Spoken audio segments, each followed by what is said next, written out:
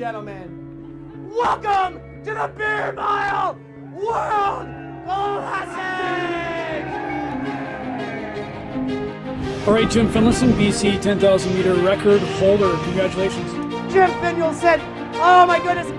Jim Finlayson, 5:21. Woo! The Masters, the 42-year-old just beat Lon Breitenbach's record by 21 seconds. 45 plus Canada record in the marathon. Bunching up slightly. We're going to get under 70 seconds for the split, right, Ed?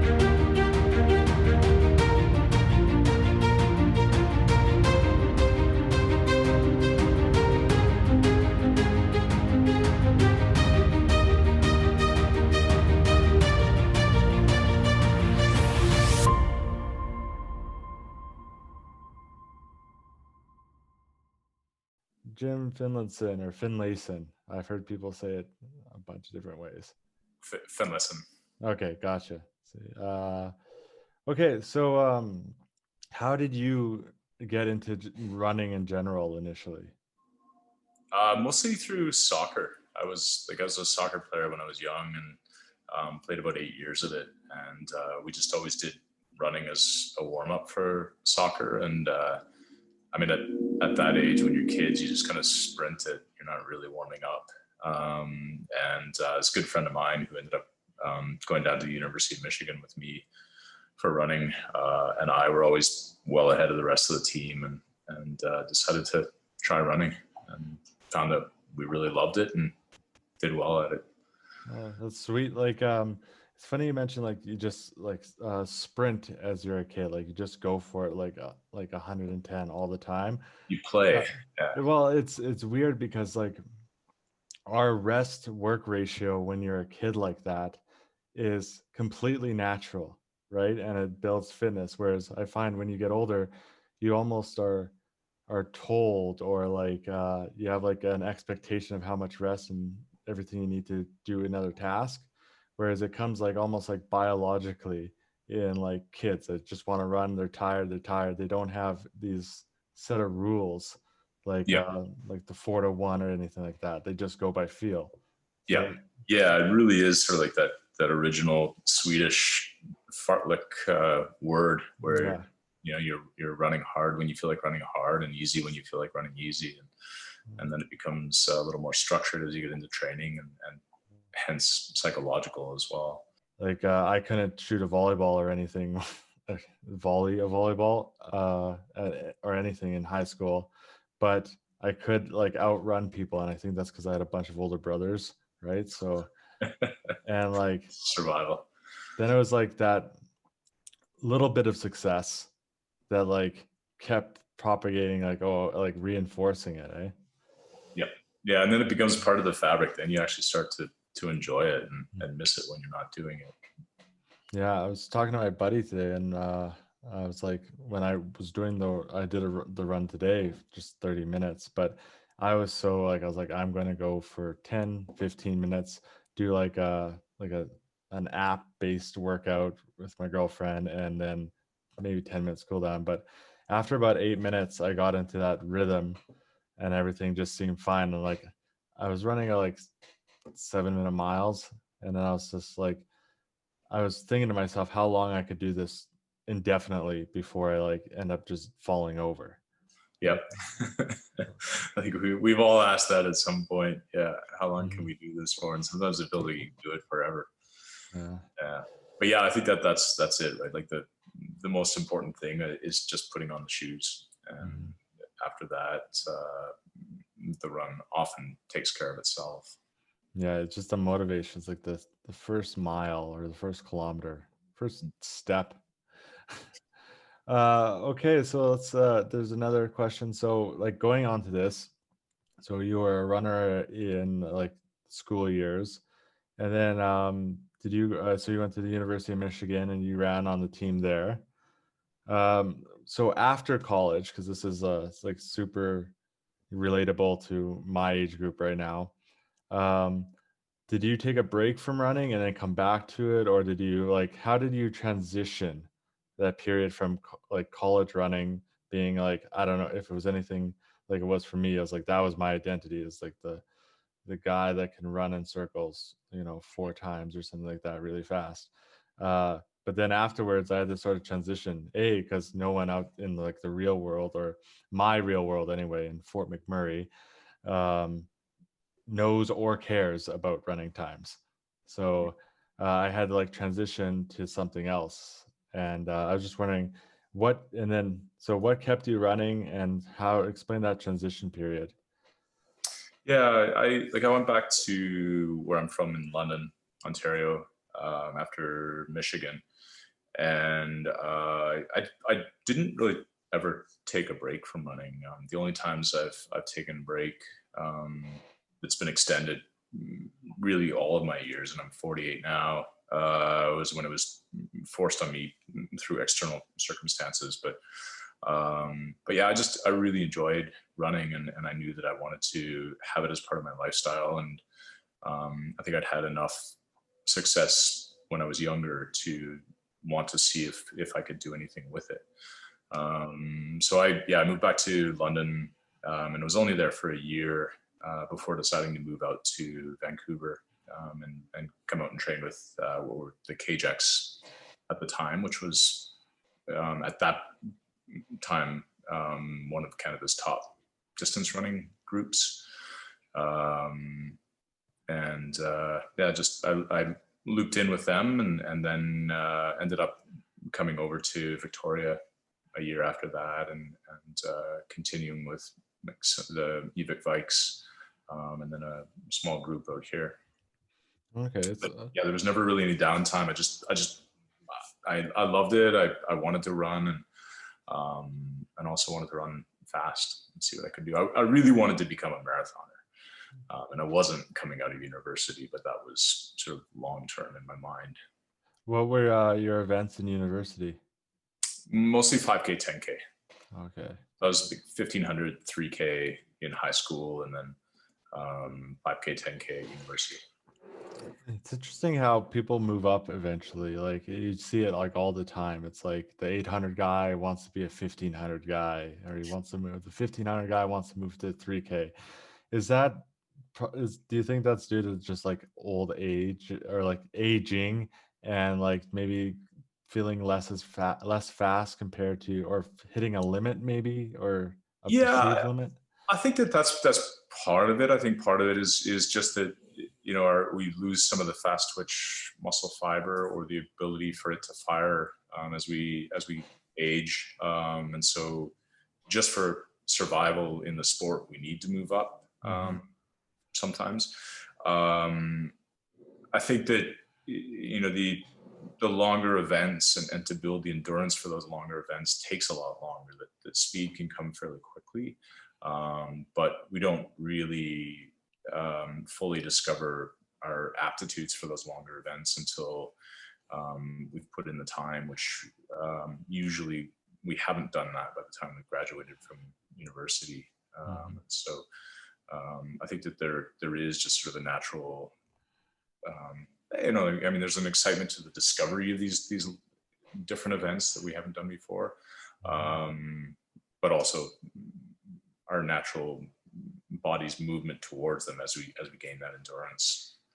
Yeah, like it just seems that there's always something to peak for in university that almost prevents people from doing that all the time. Like, because I remember, like, as an 800 guy that was equally as bad at the 400 as he was at the 1500, like that 800 was my sweet spot. Your pocket, yeah. And like, push come to shove, like, give me 5 weeks and like, a Gatorade, and I could probably get in decent 800-meter shape. Would I be durable? Probably not. Like a pin drop would like ruin my day.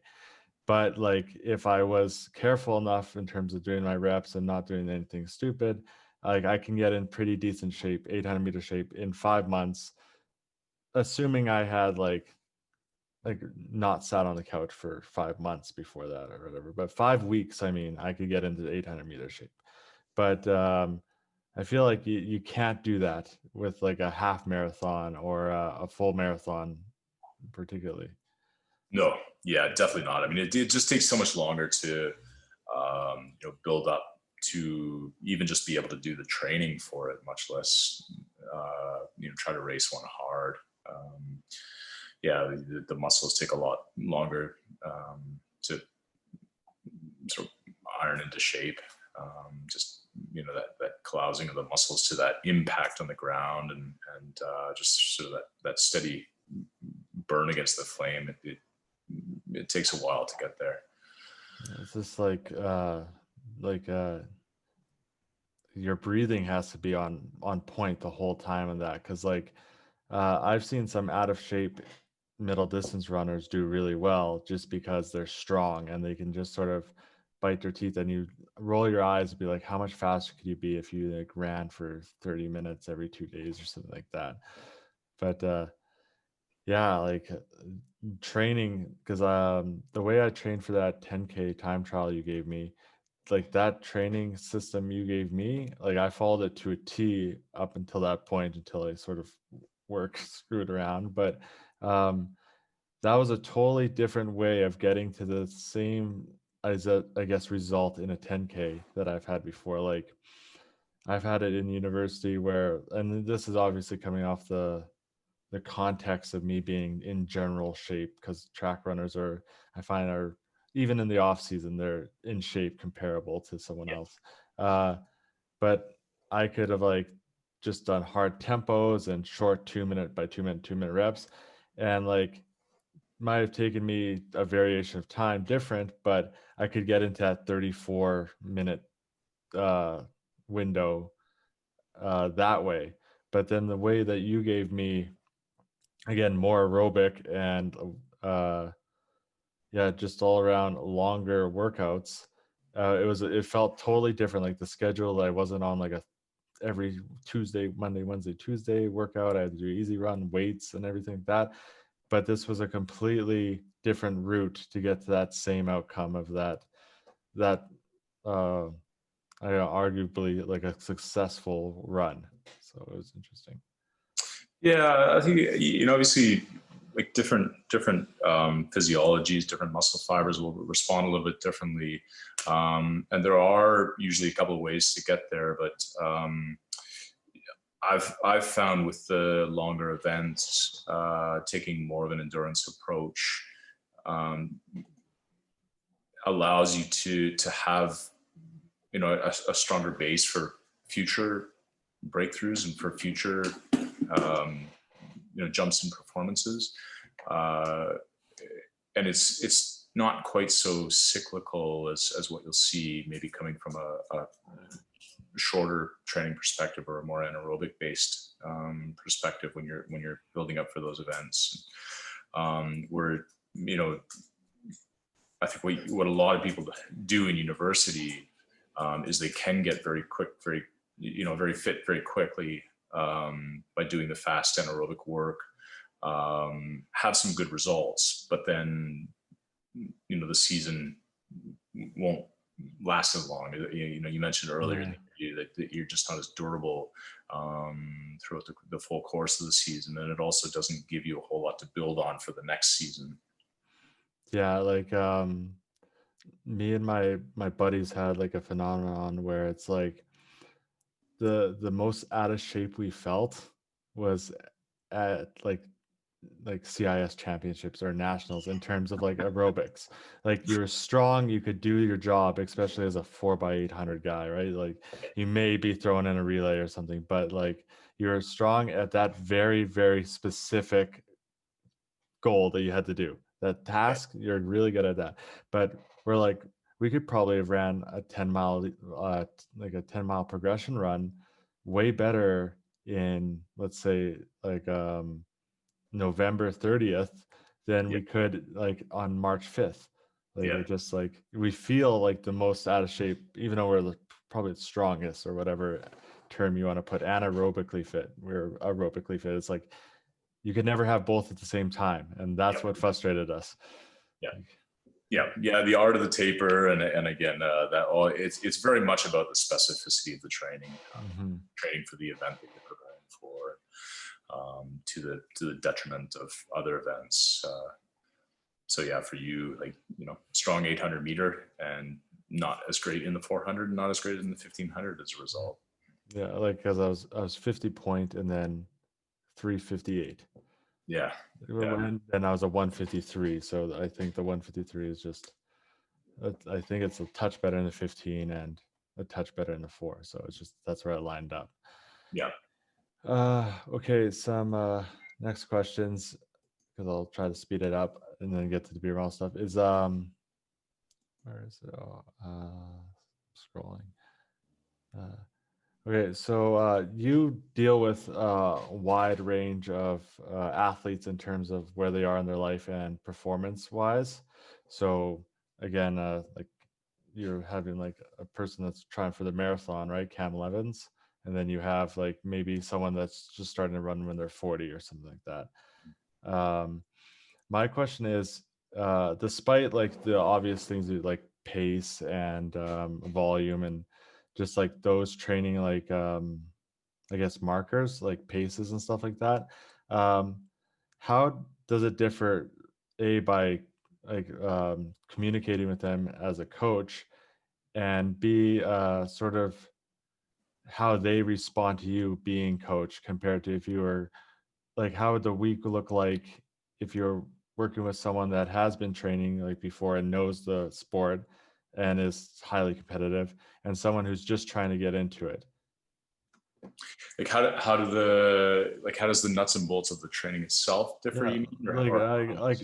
So besides like the paces and stuff, like how does like maybe the structure of like like 3 workouts a week and the easy runs and stuff like that, and then sort of like I guess the relationship side, like the communication, because I doubt you're able to do the same shorthand with like a college athlete than you have with someone who's just learning to run, like Couch for 5K.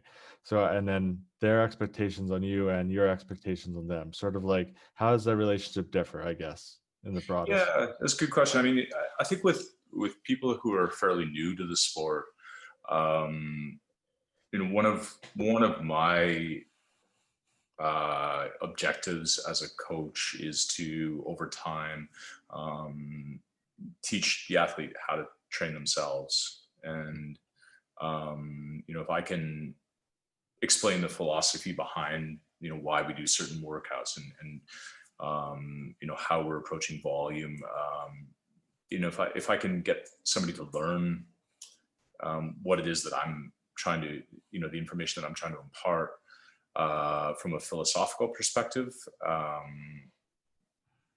think that's a really important thing to me, and I also think it's really important as a coach or a mentor,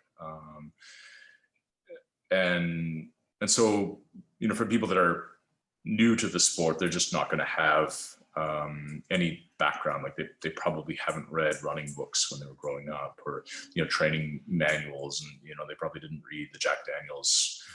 I have that in my desk, actually. Formula One, Formula version 1, version 2, version 3. So, so they just wouldn't have that. Yeah, exactly. Like they just wouldn't have that base of information. So, I think there's a lot more abstract that would go into communicating with newer athletes. Like more analogies and stuff like that. Like yeah, exactly. I think for people that are newer to the sport as well, they haven't necessarily learned how to love running, and so that's one of the things that I also really want to, or want them to embrace is just how to make running a part of their lifestyle, because they enjoy it, and somebody who's been running for a long time, I mean, they have that fire that's already in them. Yeah. And so trying to ignite that in somebody who's new to the sport is one of the ways that I would attempt to communicate with them. Right. Yeah. I'm just because like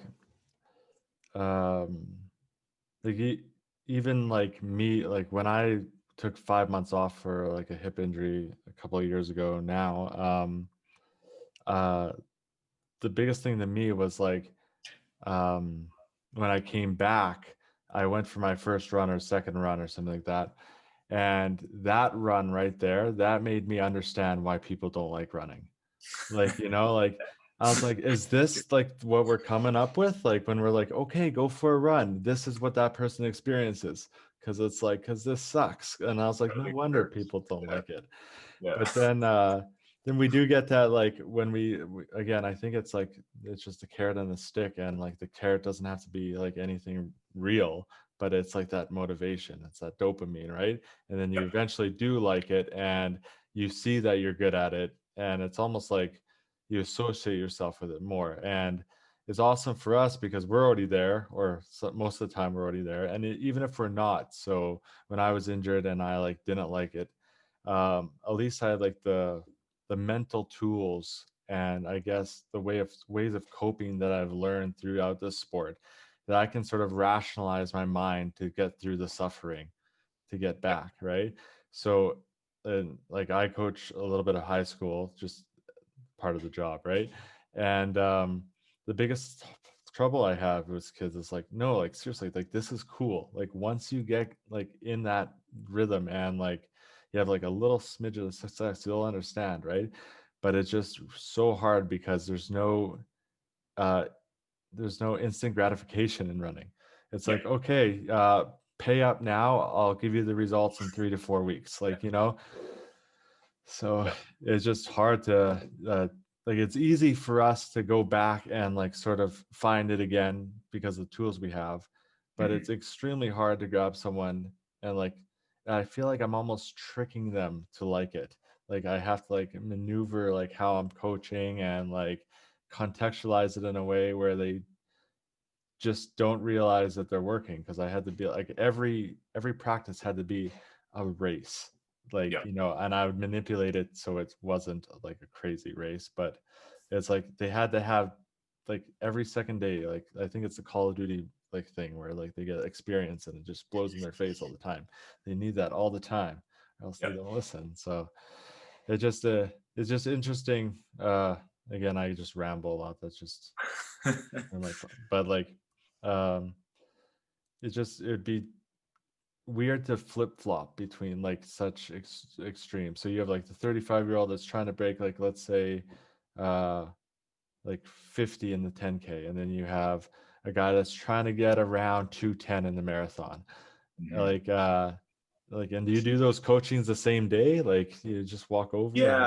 Yeah, I usually do. I mean, I do actually tend to I think group the athletes a little bit more in terms of abilities when I'm building the coaching schedules. So maybe one day I would focus on a certain sort of type of runner, and then another day focus on a little bit different of a type of runner. Ultimately, like there is a lot of overlap in the physiology of what people are trying to do, and so like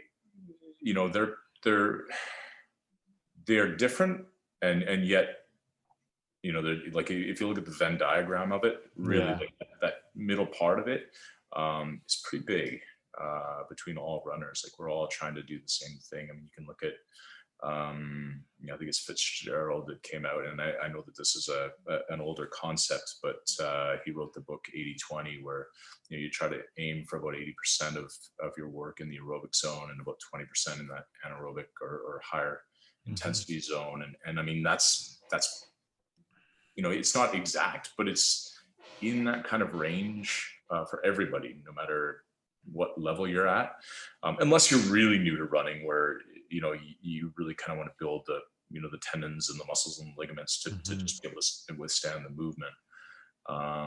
So like, yeah, there's absolutely a lot of overlap, but most people, like if you haven't I really appreciate the philosophy of a guy named Renata Canova. I like his training style. I like a lot of his ideas around training, and one of the terms that he mentions is the aerobic house. And so, like, if people haven't built their aerobic house, if they haven't built built up to the amount of volume that their body can handle, the thing that's going to improve you most is continuing to work on that, is just running more. So, that's the number one, I think, variable with respect of getting faster is just running more. And then on top of that, you start to refine it and start to, redistribute where the intensity might be. I think like I understand where you're coming from in terms of like I feel though it's like a lot of people neglect the aerobic system sometimes because I think they go too hard in easy runs and go too hard in other things that inhibits them from doing that volume that you need to do. So it's like a lot of times it's like I told myself I can't run more than 50 miles a week. I'd break my legs, right? And I was also running like all my off day runs at like 6:15 a mile, and like there's like a gravitation towards the mean. Secret tempo practices after school, so it was weird. And like I feel I was gonna say something but I totally forgot about it. But it's like you get bottlenecked by your aerobic fitness at one point. Is that what you're sort of say? Like you could be as strong as you possibly can aerobically, and like, oh, this is exactly what I was going to say, is that I feel some people work so hard to change something that affects them, I guess, weighted 1%, when like they could be doing something else that is way more efficient in terms of, but they're putting so much effort on getting that little bit, and then they could have been gradually gaining much more than that in time. Everyone wants a hack. That's what I like to think about it.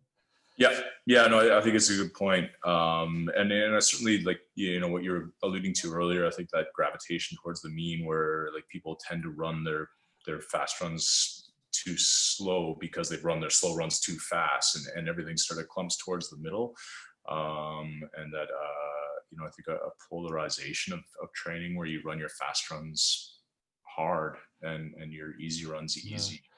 That's is important, and finding that dynamicism between in the training. Okay. I think it's funny because I think we're just parroting what a lot of runners know, but not every runner follows. Like I know that in my head, and like still sometimes I would rip an off day run because it just we're trying to think that like the harder we work, the better we're gonna do, and that's not always the case. I think that the smarter we train, the better we're going to do. And I think applying some, what we've learned through science over the years, and what you read in the Jack Daniels book, some of the principles there can get you there faster and more effectively. Okay, 2 more questions, and I'll keep them super short, or try to, and then a couple beer mile questions, and then I'll let you go because I've taken like 35 minutes of your time already. So, so my brothers, like I come from my step family is all like from northern BC, Indigenous background, and then my brother at home, who's like the most blue collar guy you can ever think of, but he's also a genius because he knows how to, level like roads, so that's important. But whenever I talk to them running, they don't really, because they've never been in any organized sport past grade 6 or anything like that, and they don't know much about training, but they know a lot about working. So they work 12 hours a day and they think they're fit, and like they are like relatively fit, but I'm like, well, it's not the same fitness. Like I can't go and work at the coal mine for a month, and just because I'm working means I'll be in shape when I get back, right? But their idea is like, well, Conrad, if you wanted to get, let's say, the 800 or something, why don't you just run an 800 every day, every like second day? And like the more you do it, like that's the most specific you can get, is run an 800. And I know like it doesn't work, and like if I really think hard in my head, I can think of like like a physiological reason why that's impossible. But it's sometimes like, especially when you're dealing with like family that don't know the sport, what do you think is wrong with that idea that if you just ran the same event all the time, like if you just ran an 800 every day, you'd get better at it? Has that philosophy ever existed in like actual coaching? And like, what would be like the easy way to explain why that's a bad idea? Yeah, I've read a little bit about it. I can't recall the person's name. I think it might be like Verhule, something like that. Anyway, who like his philosophy was to like just run intensity pretty much every day. And it's not the only thing you did, but the volume was relatively low and there was a reasonably high amount of intensity. And the idea was that you know, as I think a lot of people would conjecture who haven't trained before, you just get more efficient at specifically what it is you're trying to do.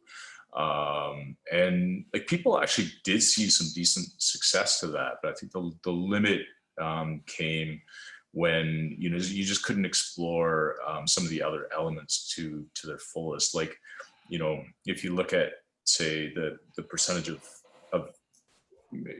aerobic contribution there is in an 800 meter race, there's enough there that like if you don't focus on developing that full aerobic component, you're limiting yourself in, you know, in any of the events that require some aerobic elements to it. So you can, you know, I guess it's kind of like, what's a good analogy? I don't know if I can think of one right now. Yeah. But yeah, like you know, it's just it's more like you know, practicing, I guess, you know, in soccer, like you practice certain skill sets in order to be able to integrate them into like the whole of the game. Mm-hmm. And I would consider, say, practicing you know, the aerobic component of an 800 meters as one of those skill sets that you can integrate into the game to create a better game. Mm-hmm. One of the things I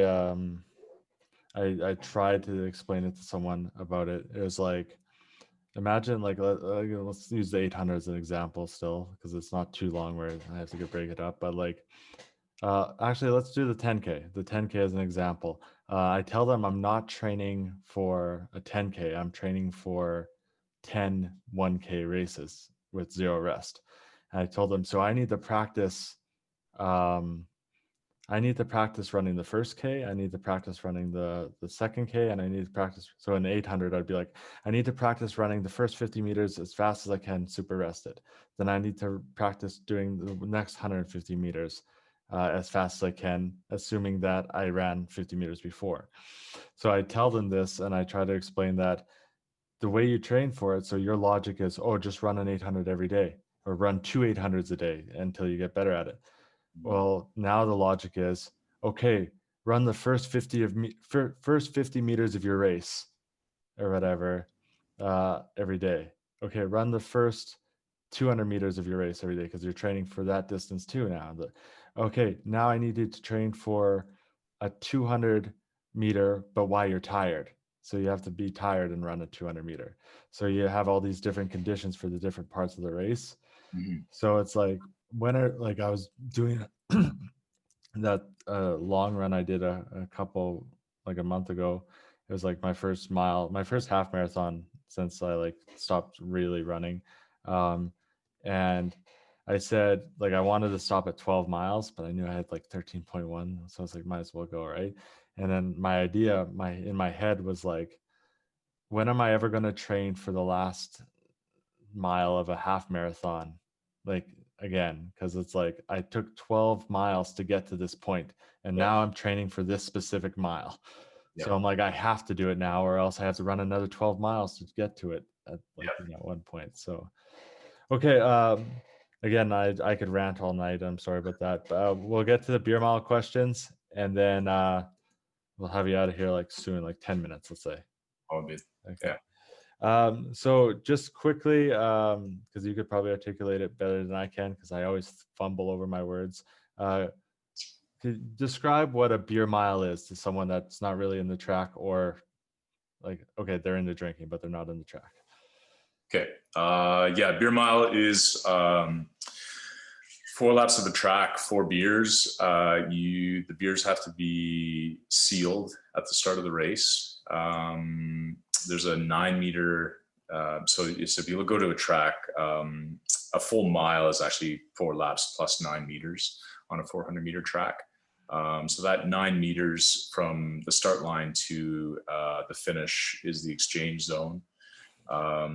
When the race starts, you're allowed to crack your beer. You drink the beer within that 9-meter exchange. You can walk right up to the finish line, run a lap of the track, pick up your second beer, open it, 9-meter exchange, another lap of the track, and repeat it 4 times each.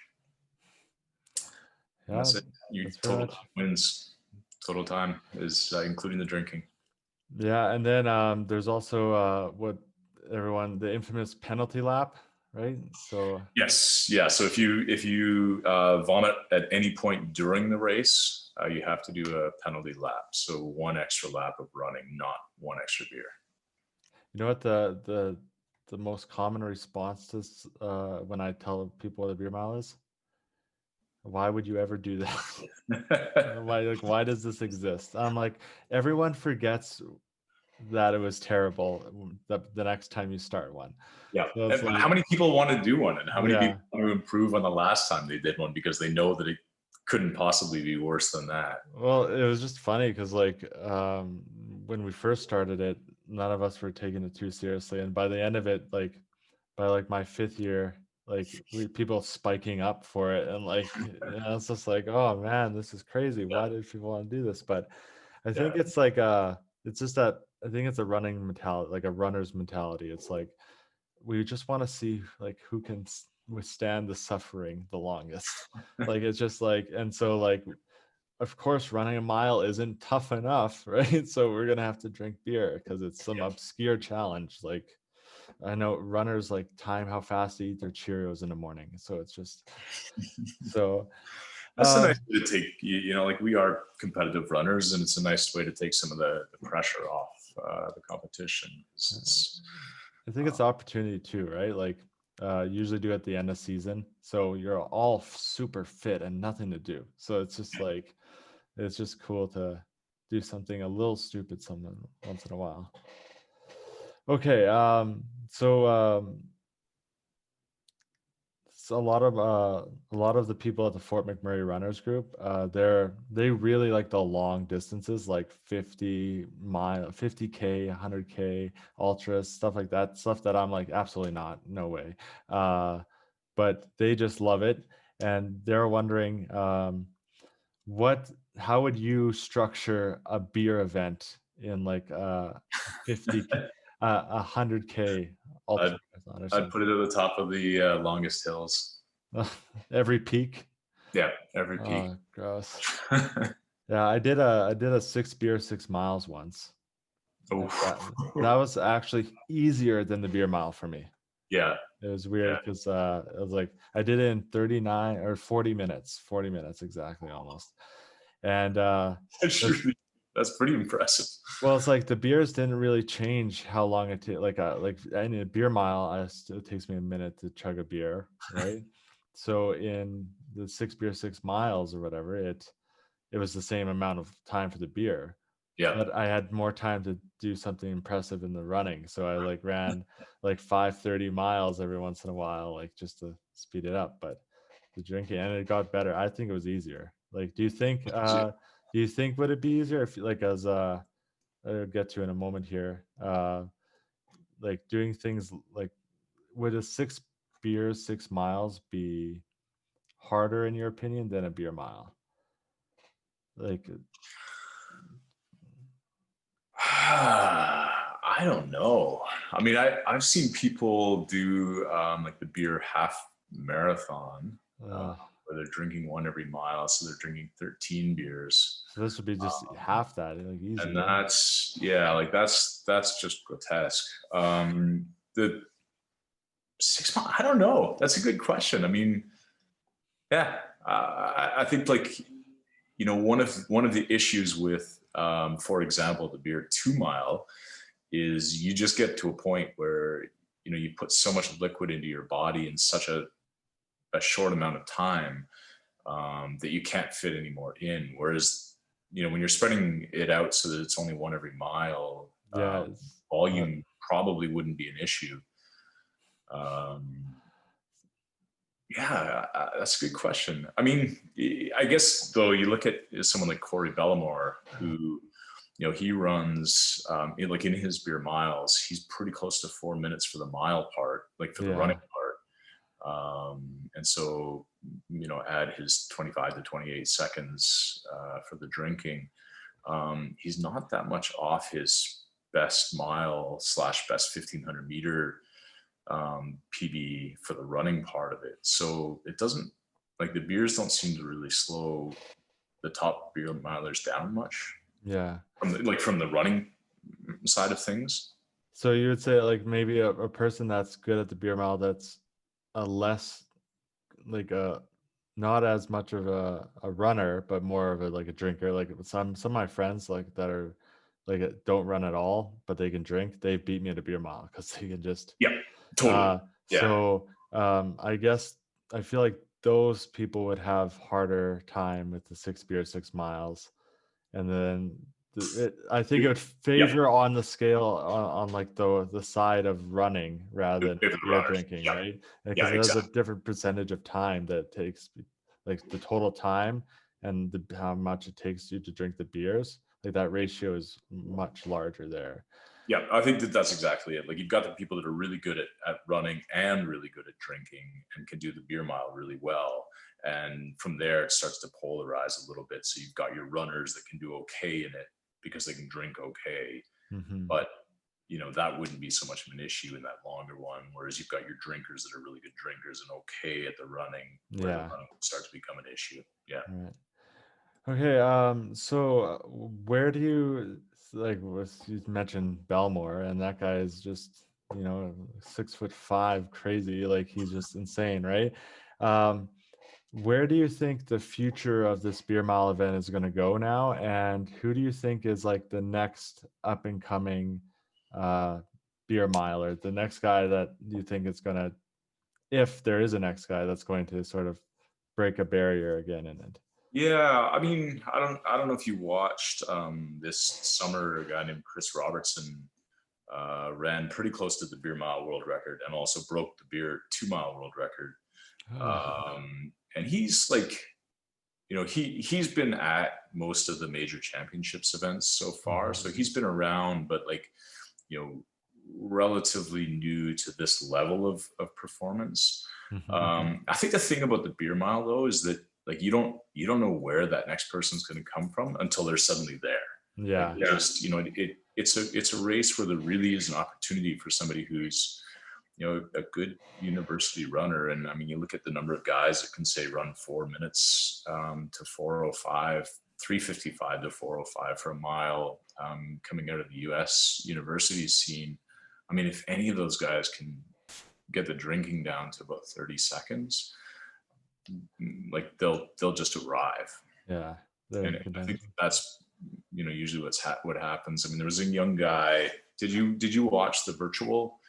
I caught a little bit of it, but I really only skipped to Whipper's parts actually. So yeah, okay, not all of it. Yeah.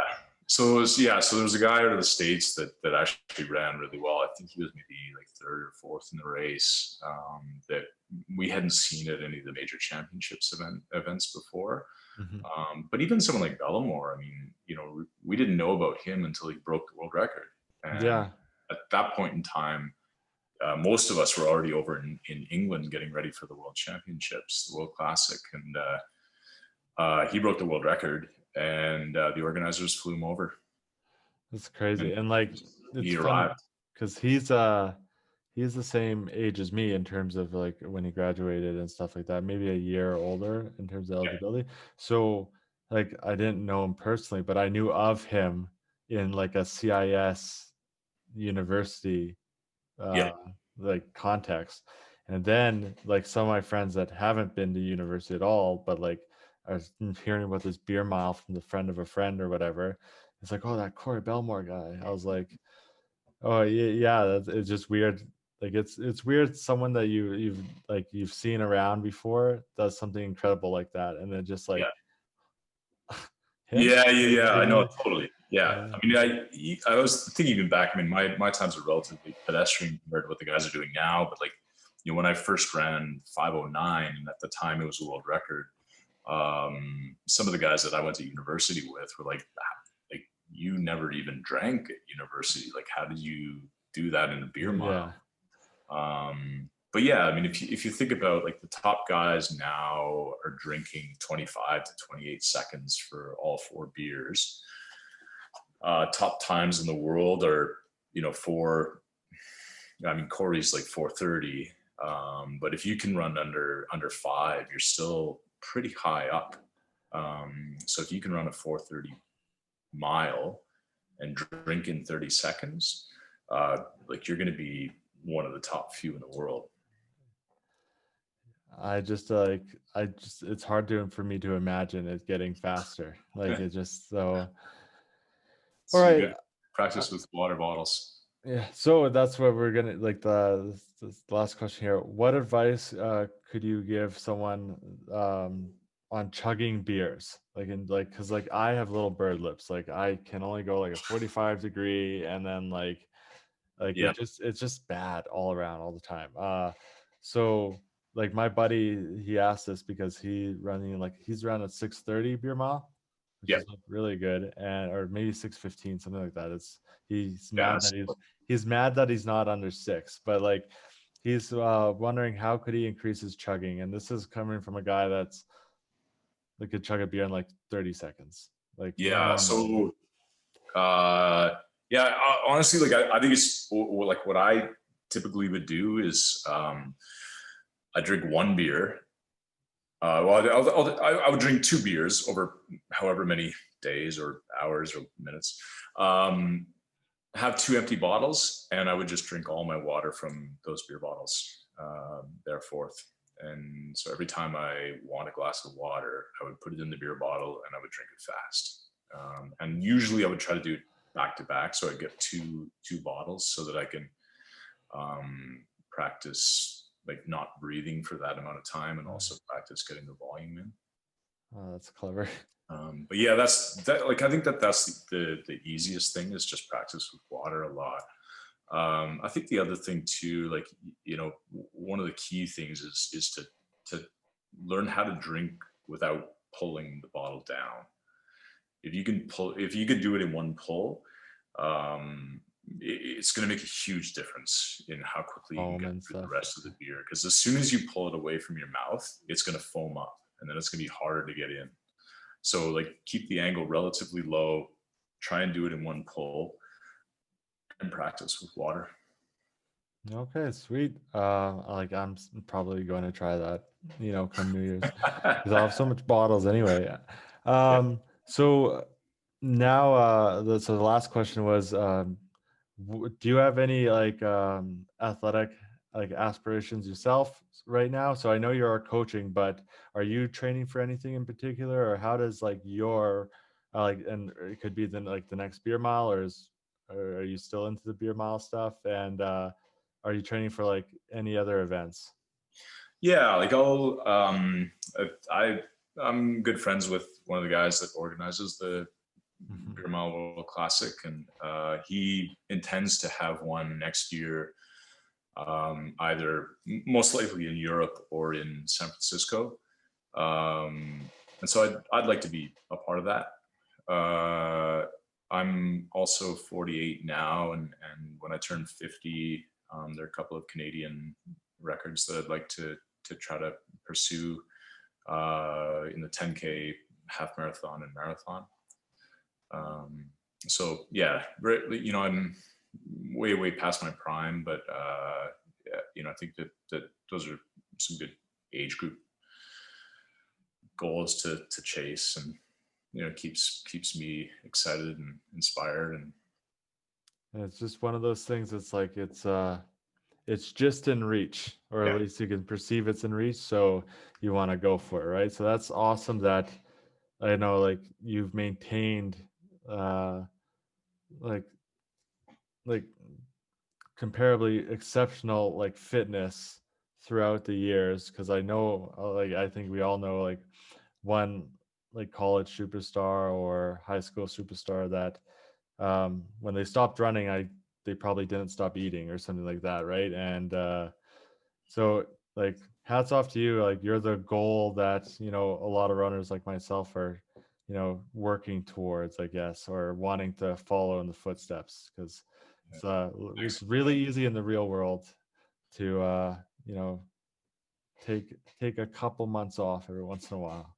Yeah. Yeah. Well, thank you. I mean, I think the most important thing for me was just really loving running and not wanting to not do it. Hmm. So in that context, it's pretty easy to keep wanting to do it. So I think if people are looking to make it a part of their lifestyle, find out what it is you enjoy about it. Awesome. Thank you. Thanks for spending an entire hour with me, just talking. I honestly, I could go on forever, because it's just so awesome having a conversation with someone that is a communicator, such as yourself, like a coach, and myself, in a way that we can just sort of explain our world, right, to Yeah. like a person that may have not been exposed to it beforehand, right? Because we've all had that exposure before. And if I can get one kid excited, like out of like the 90 kids that I see on a daily basis, if I can Yeah. get one of them excited about track and field, I think I've paid my dues. That's a Right. big win. Right. Yeah. So, all right. Yeah. But thanks so much for doing this. No, Yeah. no problem. Thank you. Have a good night. Thank you. Yeah, you too. Bye.